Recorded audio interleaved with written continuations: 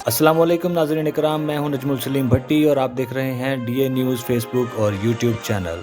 किस पे दिल कुर्बान, किस पे जान भी कुर्बान है।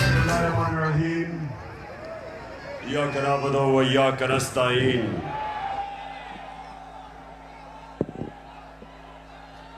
मैं सबसे पहले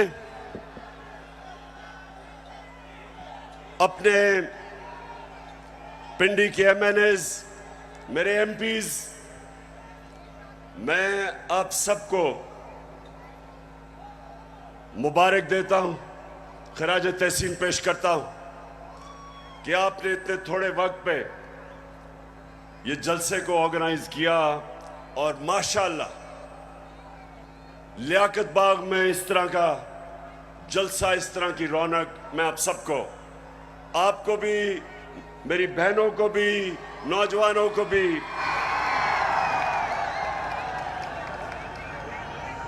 अच्छा, आपने बड़ा संजीदा तरीके से मेरी तकरीर सुननी है, क्योंकि आज मेरे मुल्क में कैंपेन चल रही है और मैं उस कैंपेन के ऊपर भी आऊंगा। उस कैंपेन का एक ही मकसद है कि मेरी कौम को हकीकी तौर पे आजाद ना होने दो। मेरे नौजवानों, खास तौर पे आप, मैं भी बैठा आपको देख रहा था, मुस्तकबिल आपका,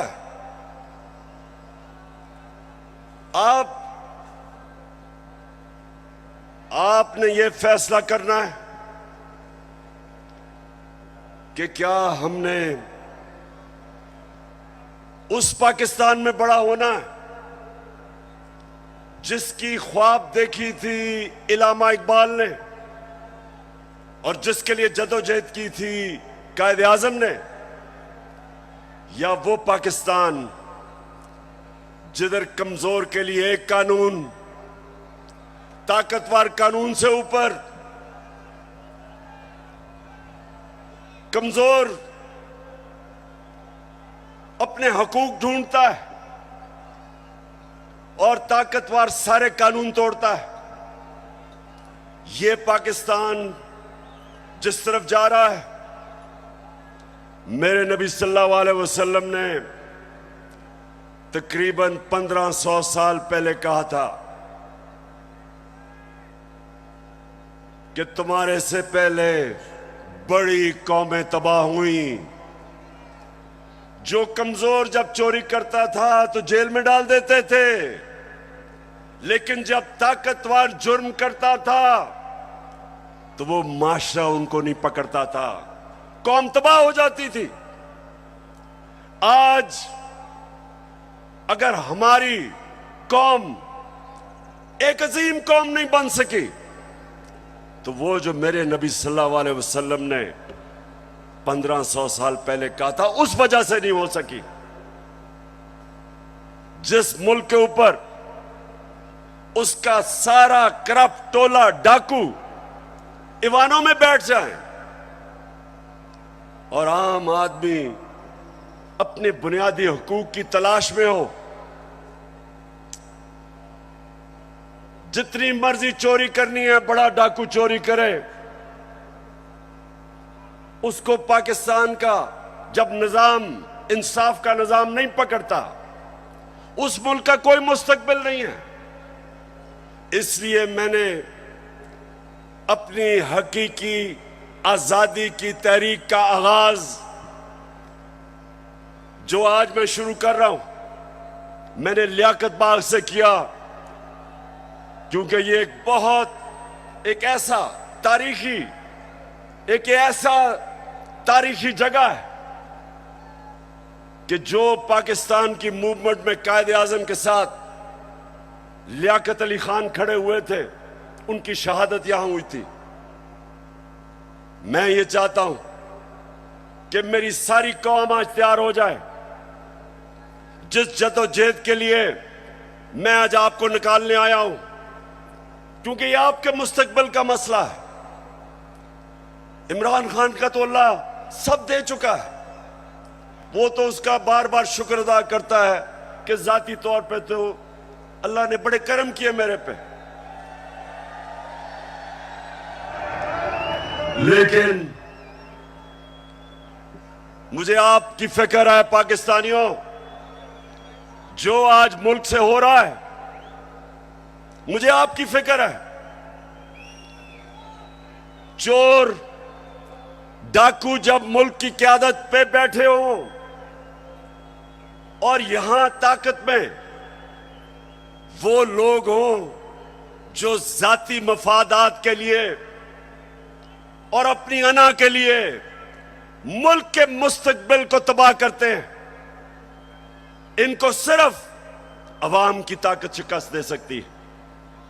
और मैंने अपनी आज कौम से वादा कर रहा हूं कि जब तक मैं अपनी कौम को हकीकी आजादी नहीं दिलवाऊंगा, मैं पाकिस्तान की सड़कों पे होऊंगा, मैं अपने लोगों के अंदर जाऊंगा, मैं अपनी कौम को उठाऊंगा।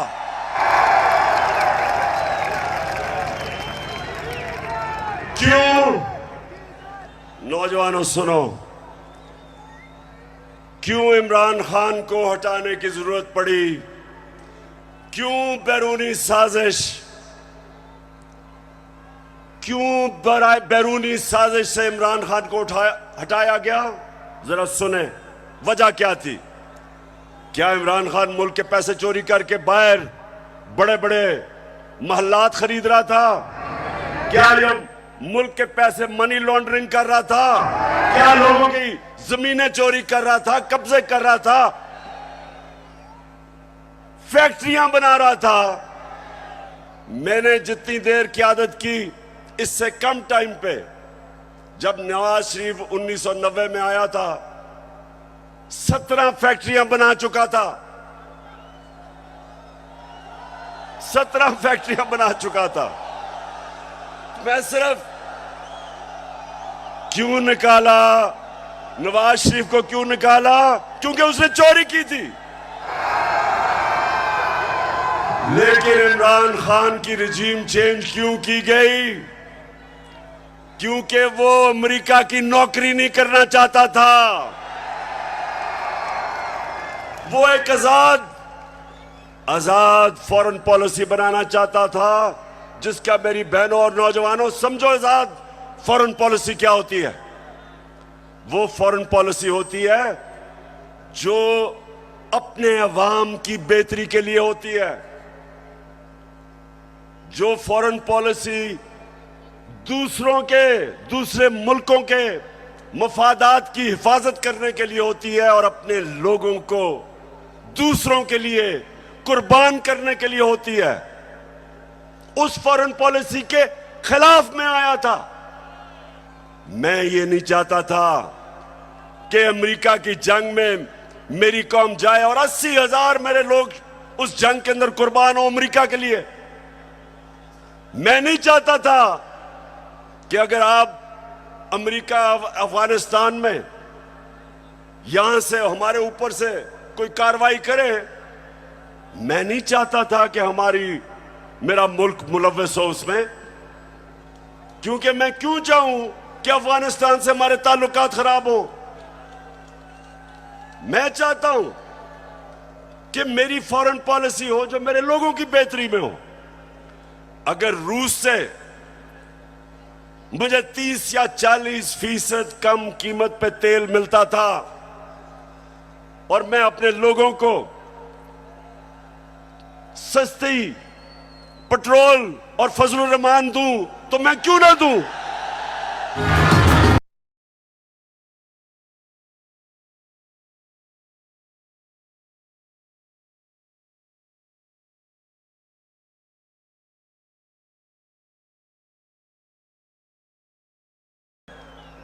अगर हिंदुस्तान अमेरिका का स्ट्रेटेजिक एलाई, वो रूस से तेल खरीद सकता है और अपने लोगों को पेट्रोल और डीजल 25 रुपए लीटर कम दे सकता है, तो मैं क्यों ना दूं? अगर मुझे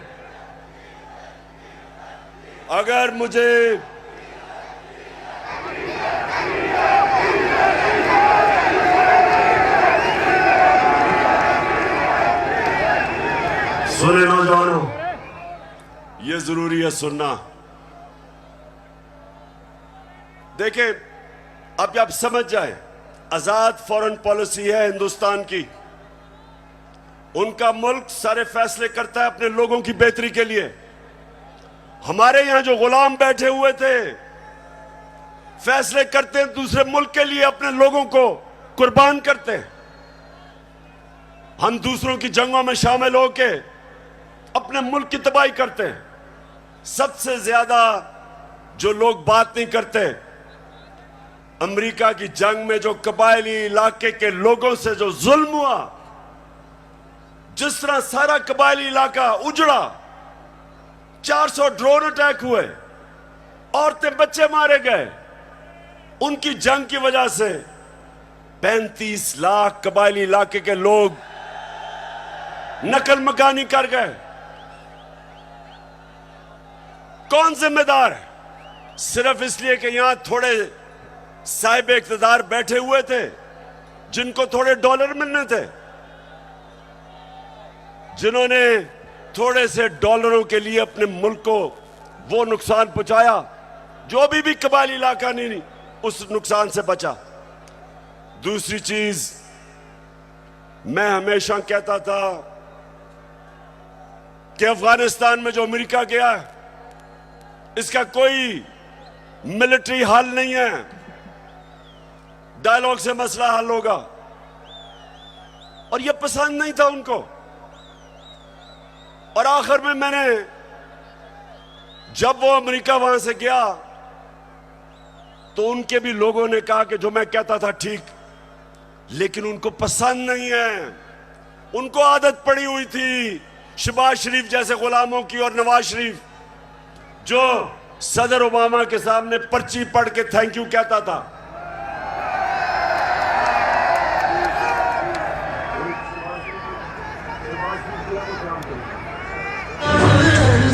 खुदा के काबे से। अच्छा सुने, अब ये बड़ा जरूरी है आपने सुनना, क्योंकि मैंने आज आपको खास आगाज करने आया हूं अपनी हकीकी आजादी की तहरीक, और मैं सबको तैयार करने आया हूं। तो सुनने आपने मेरी बात कि पहले तो हटाया क्यों, फिर इनको तकलीफ क्या हुई बाहर वाले मुल्कों को। पहली दफा पाकिस्तान का प्राइम मिनिस्टर ओआईसी की मीटिंग में जाता है, यूनाइटेड नेशंस की जनरल असेंबली में जाता है, और क्या कहता है? कहता है कि मुसलमानों को बड़ी तकलीफ होती है जब हमारे नबी सल्लल्लाहु अलैहि वसल्लम की शान में गुस्ताखी की जाती है। आजादी राय की आड़ लेके सारे फोरम के ऊपर पहली दफा, बल्कि पाकिस्तान के लीडर ही नहीं, दुनिया में भी किसी मुसलमान लीडर ने यह बात नहीं की। और उसकी वजह से मुझे सबसे बड़ा फख्र यह है कि पहली दफा 2 मगरबी लीडर्स, रूस के प्रेसिडेंट पुतिन और कनाडा का जस्टिन ट्रूडो प्राइम मिनिस्टर, दोनों ने स्टेटमेंट दी कि आप आजादी राय की आड़ लेके हमारे नबी सल्लल्लाहु अलैहि वसल्लम की शान में गुस्ताखी नहीं कर सकते। यह कभी पहले नहीं हुआ। और 15 मार्च, जो मुझे सबसे ज्यादा फख्र है, आप अगर मेरे से पूछे ना कि 3.5 साल में किस चीज में सबसे ज्यादा फख्र हुआ, 15 मार्च यूनाइटेड नेशंस ने फैसला किया कि एंटी इस्लामोफोबिक डे बनाया में।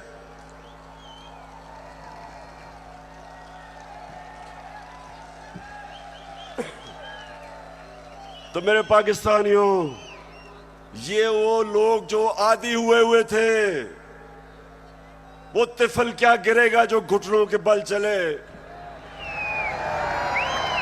इनके आदी हुए थे,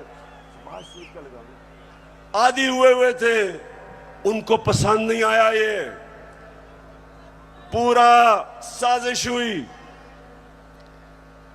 डोनाल्ड लू ने धमकी दी, साजिश पहले से हुई थी, और इन्होंने तब वो गवर्नमेंट गिराई जो उस वक्त 17 साल के बाद सबसे बेहतर माशी तरक्की कर रही थी। 17 साल के बाद आखिरी 2 साल में 5.6% और 6% पाकिस्तान इकोनॉमिकली हमारी ग्रोथ रेट थी, हमारी दौलत में इजाफा था। उस गवर्नमेंट को गिराया जिसकी रिकॉर्ड एक्सपोर्ट्स थी, रिकॉर्ड टैक्स कलेक्शन, बैरून मुल्क पाकिस्तानियों ने रिकॉर्ड रेमिटेंसेस भेजी, उस गवर्नमेंट को इन्होंने गिराया। किसानों के लिए बेहतरीन जो हमने पैकेजेस दिए, रिकॉर्ड फसलें हुई, उस गवर्नमेंट को इन्होंने गिराया। और उन्होंने गिराया इसलिए कि इनको इमरान खान नहीं चाहिए था, इनको चेरी ब्लॉसम चाहिए था। अब देखो, ये जरा देखें, से होके आया हूँ, मैं यूएई के होके, अभी मैं तुर्की होके आया हूँ, और मैंने उन भाइयों को कहा कि आप हमारे बड़े अजीम भाई हैं, हमेशा आपने हमारी मदद की। और मैंने यही कहा, जब मैं आया हूँ तो आप समझेंगे शायद ये मांगने आया है। मैं मांगने नहीं आया, लेकिन मजबूरी है। हमारा जिस तरह माजी में 75 साल में आपने हमारा हाथ बटाया है, कुछ अर्सा आप हाथ बटा। मैंने कहा मैं वादा करता हूं कि इंशाअल्लाह हम पूरी कौम हम मिलकर दिन रात, हमेशा आपने हमारी मदद की। और मैंने यही कहा, जब मैं आया हूं तो आप समझेंगे शायद ये मांगने आया है। मैं मांगने नहीं आया, लेकिन मजबूरी है।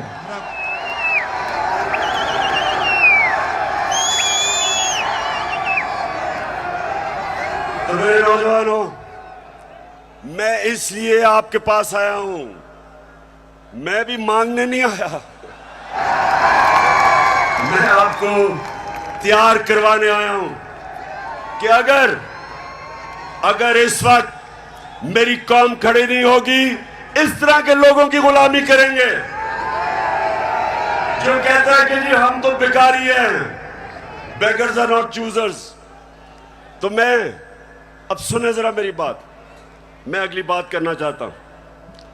देखिए, पाकिस्तान में जब ये आए, अब मैं सिर्फ बताना चाहता हूं कि लोगों से हुआ क्या 4 महीने में। मुझे जितने लोगों ने बताया कि जब उनके पास बिजली के बिल आए, कौम के ऊपर गुजरी क्या है, कि किस तरह उनको समझ नहीं आ रही, आम सफेद पोश लोगों को, कि बिजली के बिल दें, बच्चों की फीस दें, खाना दें। बिजली जो हमारे जमाने में 18 रुपए यूनिट था, मैंने 5 रुपए यूनिट सब्सिडी दिलवाई कि कम करो, वो आज 36 रुपए यूनिट है, दुगनी हो चुकी है। आज हमारी इंडस्ट्री जो सबसे तेजी से लार्ज स्केल मैन्युफैक्चरिंग तेजी से जो बढ़ रही थी, दौलत में इजाफा हो रहा था, सारे बर्रे सगीर में सबसे ज्यादा रोजगार पाकिस्तान में था वर्ल्ड बैंक के मुताबिक। तो इन्होंने जो महंगाई की है, बिजली की कीमतें बढ़ाई हैं, पेट्रोल और फजलुर रहमान की जो कीमत बढ़ाई है, उससे आप समझते कि कितना नुकसान हुआ है इंडस्ट्री, हमारी इंडस्ट्री को नुकसान, बेरोजगारी बढ़ रही है। हमारा तो यहां नौजवान आबादी है, अगर हम रोजगार नहीं देंगे ये लोग किधर जाएंगे? कितने लोग मुल्क से बाहर जा सकते? तो ये जो मैं आज आपके पास सिर्फ अब आपको बताऊं कि इन्होंने जो सारे चोरों के टोला ने मिलके कि जी बहुत महंगाई कर दी इमरान खान ने, मैं ये जरा आप सिर्फ थोड़ा आराम से सुने कि इन्होंने किया क्या है। पहले मैं आता हूं ताकि आपको पता है हमने हमजा कुकड़ी को शिकस्त दी और आपको पता है उसका मुर्गी का कारोबार है। तो जब हम आए थे मुर्गी का गोश्त केजी जो बिक रहा था, ये हमारे दौर में साल पहले 160 रुपए केजी, आज पहुंच गया 270 रुपए केजी। पेट्रोल एक साल पहले 120 रुपए लीटर, आज पहुंच गया 234 रुपए लीटर। प्याज मैं इसलिए कह रहा हूं क्योंकि आम आदमी प्याज खाता है। साल पहले 44 रुपए, आज 86 रुपए, 86 रुपए केजी एक साल के अंदर। अंडे दर्जन हमारे जमाने में 155 रुपए, आज 211 रुपए। चावल साल पहले 95 रुपए, आज 121 रुपए। दाल माश आम आदमी खाता है, साल पहले 240 रुपए, आज 366 रुपए। चक्की का आटा साल पहले 70 रुपए केजी और आज 105 रुपए केजी। ये खाने पीने की आम आदमी की मैं चीजें बता रहा हूं, मैं पैसे वालों का हालात नहीं बता रहा, मैं अपने आम पाकिस्तानियों का बता रहा हूं। मसरूर की दाल साल पहले 157 रुपए केजी और आज 330 रुपए केजी। ये सुनते रहे, ये महंगाई कम करने आए थे। घी साल पहले 850 रुपए, आज 1420 रुपए। और जरा तीन चीजें सुन लें। देखें हमारे ऊपर कर्जे चढ़े हुए हैं। अब जरा सुने, जरा मैं चाहता हूं नौजवानों आप सुने, क्योंकि आपका मुस्तकबिल है। हमारे ऊपर कर्जे चढ़े हुए थे। कर्जे कैसे उतारने हैं? दौलत में इजाफा करके कर्जे उतरते हैं। आपकी जब फैक्ट्रियां चलती हैं, बाहर से सरमायाकारी होती है, आपकी किसानों की पैदावार बढ़ती है, दौलत में इजाफा होता है, उससे आप अपने कर्जे वापस करते हैं। मसलन मैंने दुकान के लिए कर्जा लिया, मैंने दुकान बना ली, अब मैंने कर्जा ले लिया। अब जब जैसे जैसे मेरी ज्यादा सेल होगी, मेरी दौलत में इजाफा होगा, मैं कर्जे वापस करूंगा। अब जब से ये आया, क्या हो रहा है? बजाय दौलत में इजाफा होने के फैक्ट्रियां बंद हो रही हैं। इन्होंने बिजली की कीमत उधर पहुंचा दी और गैस की। फैक्ट्रियां मुकाबला नहीं कर सकती हिंदुस्तान का, एक्सपोर्ट्स गिर रही हैं। एक्सपोर्ट्स हमारे जिस महीने हम छोड़ के गए थे, एक्सपोर्ट्स 3.1 अरब डॉलर था, आज एक्सपोर्ट्स इस महीने 2.2 अरब डॉलर, जो 3.1 अरब डॉलर से एक्सपोर्ट नीचे आ गई 2.2 अरब डॉलर पे।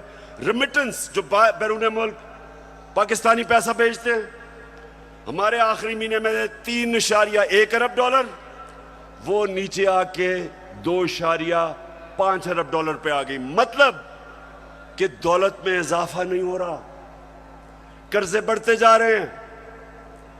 इनके पास हल क्या है?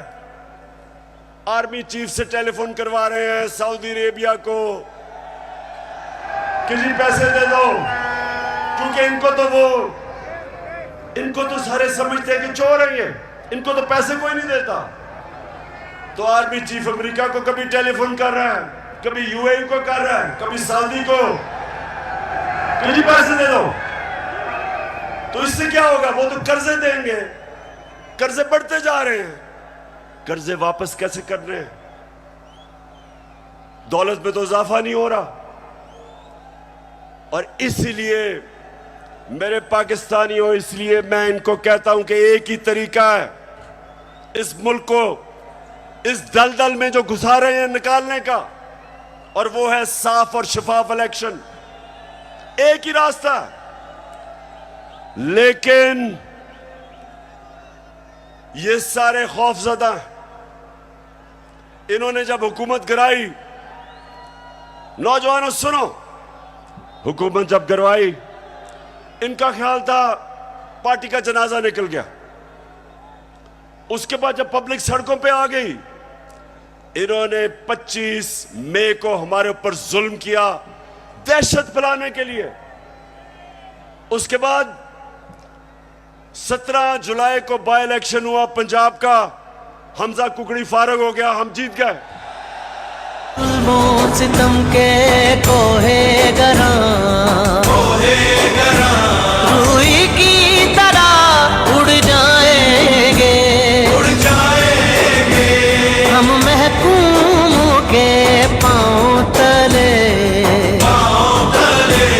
ये धरती धड़ धड़ धड़केगी और अहले हुक्म के सहरुख पे जब बिजली कड़कड़ कड़केगी, हम देखेंगे लाजिम है कि हम भी। तो जब 17 जुलाई धांधली के बावजूद ये जो इन्होंने चीफ इलेक्शन कमिश्नर बैठाया हुआ है, इसने पूरी खिदमत की मरियम की और हमजा की, पूरी कोशिश की, धांधली की, इंतजामिया इनके साथ, पुलिस इनके साथ। उसके बावजूद पाकिस्तानी कौम, पंजाब के लोग इतनी तादाद में निकले कि इलेक्शन हार गए धांधली के बावजूद। उसके बाद इनको और खौफ आ गया। उसके बाद इन्होंने एक और प्लान लेके आए। इन्होंने कहा अगर हम अब इलेक्शन करवाएंगे तो ये तो 2/3 अक्सरियत ले जाएगी तहरीक इंसाफ। डर गए, खौफजदा हो गए। फिर इन्होंने एक और प्लान बनाया, और प्लान बनाया कि तहरीक इंसाफ को क्रश करो। पाकिस्तान की जो सबसे बड़ी पार्टी, किसी ना किसी तरह इसको क्रश कर इलेक्शन तब तक ना कराओ जब तक पार्टी क्रश ना हो। और मैं बार बार आइन और कानून के बीच में रहता रहा। 25 मई को जो इन्होंने जुल्म किया, उसके बावजूद अगर मैं उस दिन डी चौक में, अगर मैं उस दिन वहां से अपना धरना खत्म ना करता, मुझे पता था कि शाम को खून होना है। मुझे पता है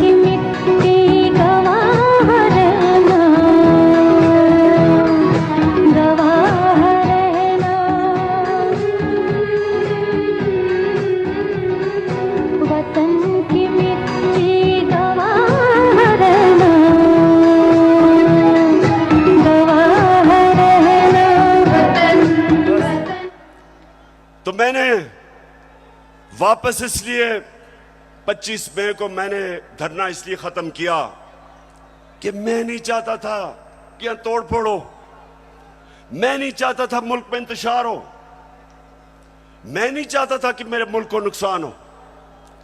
और मुझे पता था कि जिस तरह पुलिस ने दहशतगर्दी की और रेंजर्स ने हमारे ऊपर जिस तरह रबर बुलेट चलाई औरतों बच्चों पे, मुझे पता था कि अगले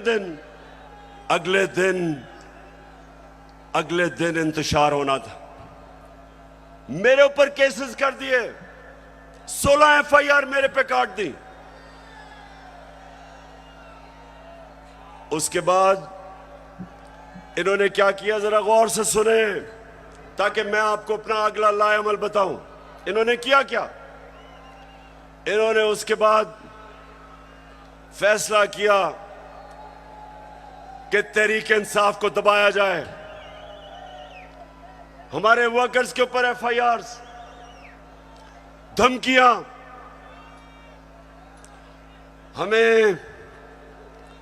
हमें यह कहा गया कि जनाब अगर आप किसी किस्म का, अगर आपने किसी किस्म का कानून तोड़ा तो सारा स्टेट की ताकत आपके ऊपर आ जाएगी। एक बहुत बड़ा इस्लामाबाद में तब्दीली भी हुई। एक मिस्टर एक्स उधर लाहौर में और एक मिस्टर वाई को इस्लामाबाद लाया गया हमें सीधा करने के लिए। देखें, मैं अब आता हूं जिस चीज के ऊपर मुझे सबसे ज्यादा तकलीफ है। इन्होंने शहबाज गिल को पकड़ा, अगवा किया, उसको पकड़ के अंदर ले गए, नंगा करके उसको मारा।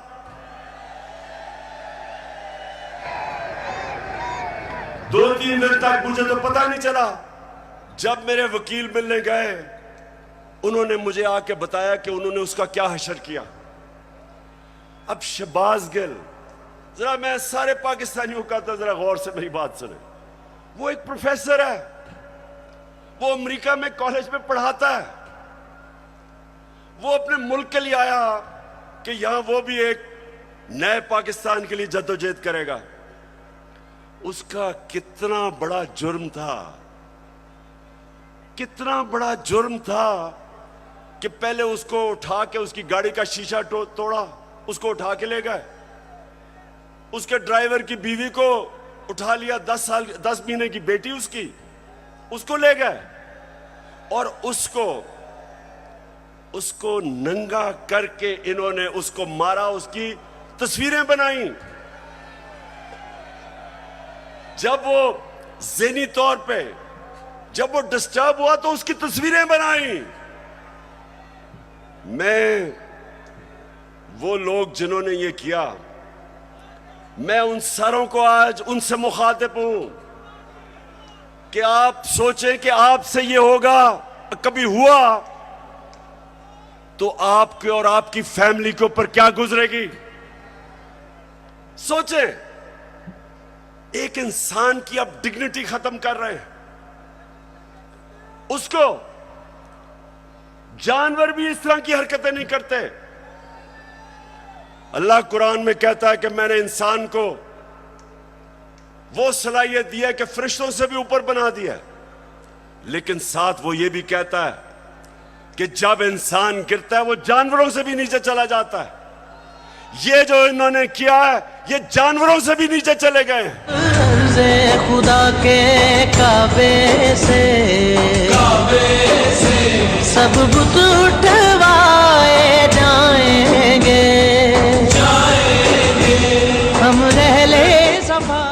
फिर झूठ बोला जाता है। सारे डरे हुए होते हैं। सुपरिटेंडेंट सच नहीं बताते कि उसके ऊपर तशद्दुद हुआ, छुपाने की कोशिश की जाती है। और मुझे जो अफसोस हुआ कि मैजिस्ट्रेट ज़ेबा, जब आपके सामने एक आदमी आया और तशद्दुद पुलिस कर चुकी थी उस पर, क्या आपको वापस पुलिस के पास उसको भेजना चाहिए था? आपको तफ्तीश नहीं करनी चाहिए थी? यह आपको इंसाफ का तकाजा था कि जब एक आपको नजर आ रहा था कि वो बिल्कुल टूट चुका था, जो उन्होंने उसे जुल्म किया था, उसके बावजूद वापस भेज दिया पुलिस के पास। और फिर कहते हैं जी किसी को तौहीन हो गई। ये आप, जो इतना बड़ा रुतबा है जज का, उससे आप इंसाफ नहीं कर रहे।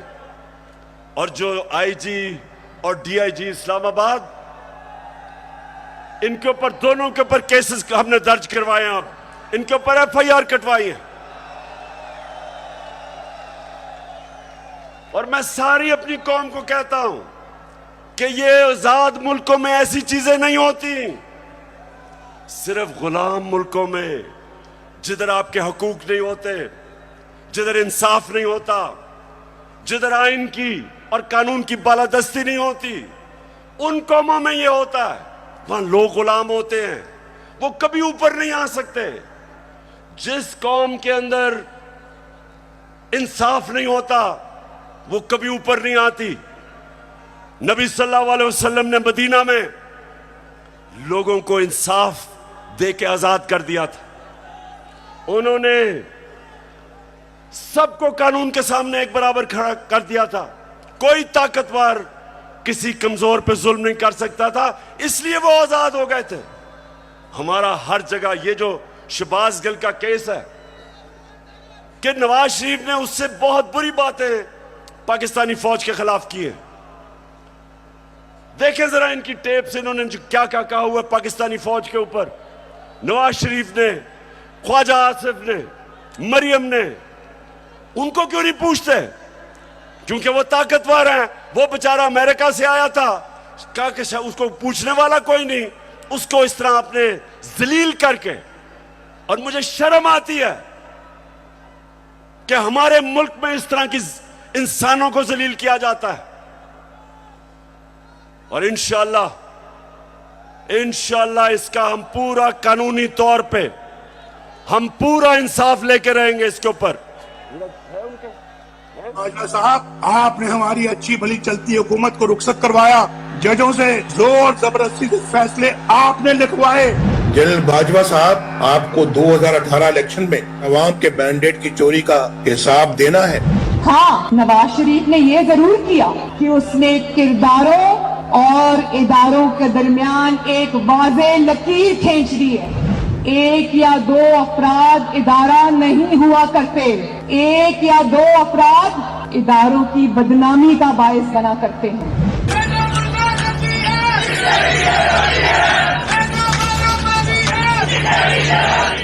तुम हमें सियासत बतलाते हो, अपने हुदूद में रहो। इसराइल की नौकरी न किया करो। इसराइल के वजीफों पर पलने वाले जर्नलों, अपने हुदूद में रहो। बड़े बड़े रैंकों वालों से भी अपने आप को मुहतरम समझता हूँ, तो सीधे हो जाओ। और अगर बिगड़ोगे तो फिर अगर हम बिगड़ गए तो अफगानिस्तान में अमेरिका का क्या हश्र हुआ, खुदा की कसम यहाँ तुम्हारा वही हश्र होगा। और अभिनंदन की क्या बात करते हैं। मुझे याद है चीफ ऑफ आर्मी स्टाफ तशरीफ लाए, पैर कांप रहे थे, पसीने माथे पे थे। दफा के लिए ये पूरी इम्प्यूनिटी के साथ अपना सीना चौड़ा करके डिफेंस बजट को क्लेम कर रहे हैं और मांग रहे हैं कौम से। कौम की हड्डियों से गोश्त तक जो है इन्होंने निचोड़ लिया है और उतार लिया। क्यों बिल्डी, आप जज बने और आप फैसला करें कि ये हमारी फौज को क्या ये नुकसान पहुंचा रहे हैं या ये डैमेज करते थे, या वो जो शहबाज गिल का वो आपको पता भी नहीं चलेगा उसने क्या कहा इसके मुकाबले में। बहरहाल अगर उसने कुछ कहा तो उसके पास अदालत में जाए, कानून बने हुए हैं। लेकिन नंगा करके किसी के ऊपर तशद्दुद करना ये किसी भी इंसानी माशरे में नहीं होता। ये सिर्फ जानवरों के माशरे में, बल्कि वो भी मैं कहूंगा कि ऐसे नहीं होता। अच्छा, अब जो इनकी गेम है, इनकी गेम ये है कि ये शहबाज गिल को मिसाल बनाई जाए। ARY जो कि हमारा मौकफ, तहरीक इंसाफ का मौकफ पेश करता था, जो पाकिस्तान की नंबर 1 चैनल बन चुकी थी, उसको सिर्फ इसलिए बंद किया गया कि जनाब किसी तरह तहरीक इंसाफ का मौकफ ना पेश किया जाए। पैमरा को इस्तेमाल, अब पैमरा भी आ गया। पैमरा कहता है कि जनाब इमरान खान की लाइव तकरीर नहीं हो सकती। क्या जुर्म किया इमरान खान ने? जुर्म ये किया है, सिर्फ जुर्म एक है कि वो कभी चोरों के टोले को तस्लीम नहीं करेगा। ये जुर्म है उसका। जमाने के अंदाज बदले गए। उसके बाद सोशल मीडिया, उनके बच्चों को पकड़ पकड़ के धमकियां दी जाती है। मीडिया की कोई बात करे उनको धमकी दी जाती है। तो मैं आखिर में अब मैं अपने न्यूट्रल से मुखातिब हूं।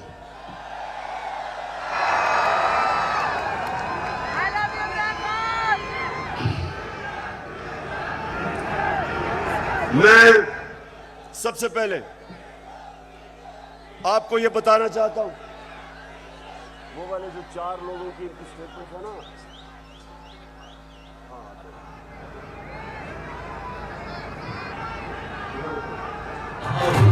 ऐसे एक मिनट अभी नहीं, अब जरा सुने गौर से, क्योंकि मैं अपने न्यूट्रल से मुखातिब हूं। मैं अब जरा उनको बताना चाहता हूं हमारे से हुआ क्या। जब 25 मई को हमारे ऊपर पुलिस ने तशद्दुद किया, तो पुलिस के अंदर से मुझे बताया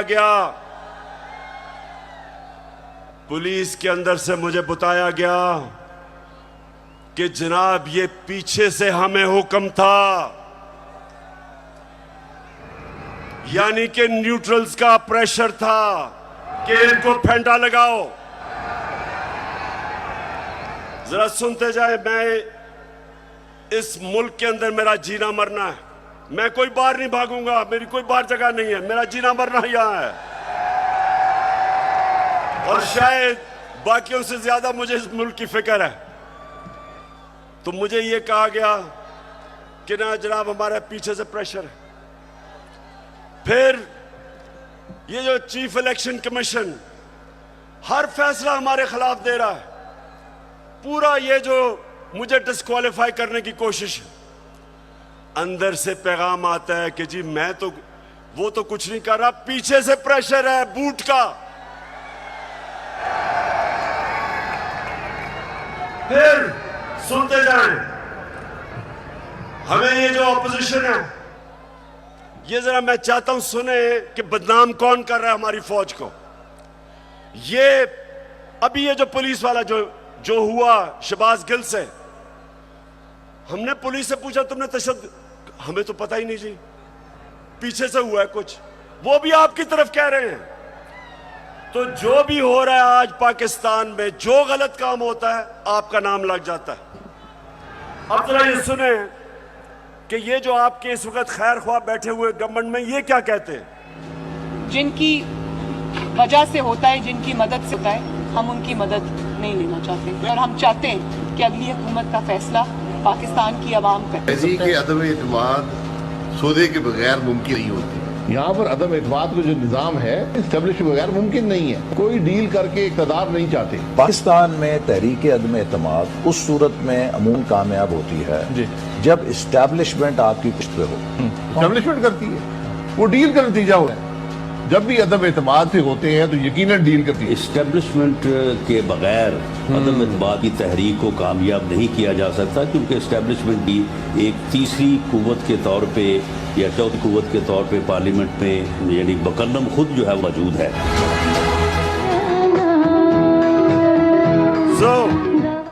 सो मैं ये सवाल पूछता हूं, कौन किसको बदनाम कर रहा है?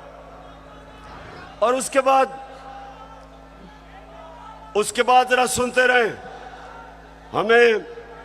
हमें पैगाम आता है, मेरे घर से कोई मिलने आता है, उसको टेलीफोन आ जाता है एजेंसी से जी कि जी आप क्या करने गए थे। मेरे घर में लोग मिलने आ रहे हैं, पुलिस खड़ी है नीचे, उनके जूते उतार रही है। ये पुलिस नहीं कर रही, पुलिस हमें खुद बताती है कि पीछे से न्यूट्रल्स का हुक्म है हमें। तो मैं आज पूछता हूं कि क्या आप न्यूट्रल हैं या नहीं हैं, बताएं हमें। और अगर नहीं है तो क्यों इस मुल्क को इतना नुकसान पहुंचा रहे हैं?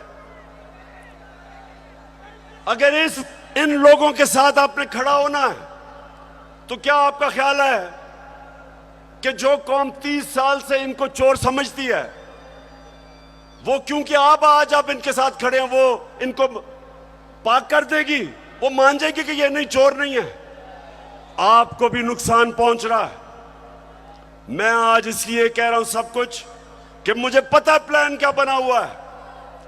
जो मिस्टर वाई आया, मुझे पता है वो क्या प्लान बना के आया है कि मीडिया को दबाओ, आवाज बंद करो, इनको डराओ धमकाओ, शहबाज गिल को मिसाल बनाओ, इमरान खान को जेल में डाल दो, इमरान खान को जेल से कोई फर्क नहीं पड़ेगा। जो करना करो, जो करना करो। मैं अपनी कौम के सामने सारी कौम को इकट्ठा करूंगा, और अगर ये जो डिस्क्वालीफाई कर रहे हैं जी, फंडिंग केस या फलाना केस, जो भी आप करेंगे आप अपनी कौम को नुकसान पहुंचाएंगे। क्यों? क्योंकि सबसे बड़ी पाकिस्तान में इस वक्त नेशनल लेवल पे फेडरल पार्टी तहरीक एक ही है, तहरीक इंसाफ। सारे पाकिस्तान में है, सारे सूबों में है। ये मुल्क को इकट्ठा रख सकती है। कभी फौज अकेला मुल्क को इकट्ठा नहीं रख सकती, नहीं तो ईस्ट पाकिस्तान को इकट्ठा रख सकते। पॉलिटिकल पार्टी जो सारे मुल्क में इंसानों को इकट्ठा करती है, वो मुल्क को मजबूत रखती है। उस पार्टी को कमजोर करने का मतलब पाकिस्तान को कमजोर करना है। और अगर आप इसी पार्टी को दीवार से लगा देंगे, जो आप इस वक्त प्लान बना हुआ है, मैं आपको यकीन दिला रहा हूं कि यहां श्रीलंका वाला हाल होने वाला है। अभी तो हम आइन और कानून के बीच में चल रहे हैं, लेकिन जब एक पॉलिटिकल पार्टी हट जाएगी रास्ते से, तो जो हालात है पाकिस्तान में, कौन रोकेगा पब्लिक को? 22 करोड़ लोग हैं। श्रीलंका तो 2 करोड़ से थोड़ी सी ज्यादा उनकी पूरी आवाम है। यहां तो 22 करोड़ पाकिस्तानी है। जो हालात हैं, अगर इसमें आप पॉलिटिकल पार्टी को खत्म करके इन चोरों को ऊपर मुसल्लत करेंगे, नुकसान तो मुल्क है। और मैं इसकी आखिर में कहता हूं कि इस मुल्क के पास सिर्फ एक रास्ता है, और वो रास्ता है साफ और शफाफ इलेक्शंस का। ये जो बाकी तरीके इख्तियार किए जा रहे हैं, एक वो सेटअप, एक जिनके पास पब्लिक में निकल नहीं सकते, जलसा वो नहीं कर सकते, उन लोगों को अगर, और 30 साल से जो चोरी कर रहे हैं, अगर आप समझते हैं कि ये कौम उनको एक्सेप्ट कर जाएगी, कौम भी नहीं एक्सेप्ट करेगी, कोई भी इन्हें एक्सेप्ट नहीं करेगा, ना बाहर इनकी क्रेडिबिलिटी, ना पाकिस्तान में। और आगे हमारे मुल्क के हालात बिगड़ते जाएंगे। ये कर्जे लेके और समझना कि जी मुल्क चलना शुरू हो गया, क्योंकि कई मुल्कों ने कर्जे दिए। ये कैंसर का इलाज डिसिप्लिन से हो रहा है। कर्जे बढ़ते जा रहे हैं, कर्जे का बोझ बढ़ता जा रहा है। ये इस तरह मुल्क नहीं चलेगा। जब तक पॉलिटिकल स्टेबिलिटी नहीं आएगी, माशी हालात ठीक नहीं होंगे।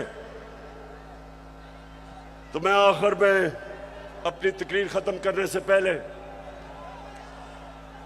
बलूचिस्तान के लोग, सिंध के लोग, और राजनपुर और डेरा गाजी खान जिधर सैलाब आए हुए हैं, उधर के लोगों के लिए एक तो हम दुआ भी करते हैं, और मैं सारी गवर्नमेंट्स को, पंजाब की गवर्नमेंट को कह रहा हूं कि पूरी तरह मदद करें हमारे इलाकों में। केपी की गवर्नमेंट को कहूंगा कि जो भी हम कर सकें बलूचिस्तान में करें, और जो भी हालात हैं, मैं चाहूंगा कि जो हमारे लोग बड़े खुल के ऐसे मौके पे मोबिलाइज होते हैं, इन लोगों की मदद करें, क्योंकि लोग इस वक्त सैलाब की वजह से बहुत मुश्किल में। और आखिर में मैं ये भी मुबारक देना चाहता हूं सबको कि अभी जो कराची में बाय इलेक्शन है, तहरीक इंसाफ जीत गई है। पाकिस्तान जिंदाबाद। उम्मीद करता हूँ कि आप सब लोग खैरियत से होंगे और जहाँ भी होंगे अपने अहले खाना समेत खुश भी होंगे और महफूज भी। जिन लोगों ने अभी तक चैनल को सब्सक्राइब नहीं किया, उनसे मेरी ये दरख्वास्त होगी कि चैनल को अभी लाजमी सब्सक्राइब कर लें और बेल आइकन को भी प्रेस कर लें, ताकि आप सब हर नई आने वाली वीडियो से बाखबर रहें।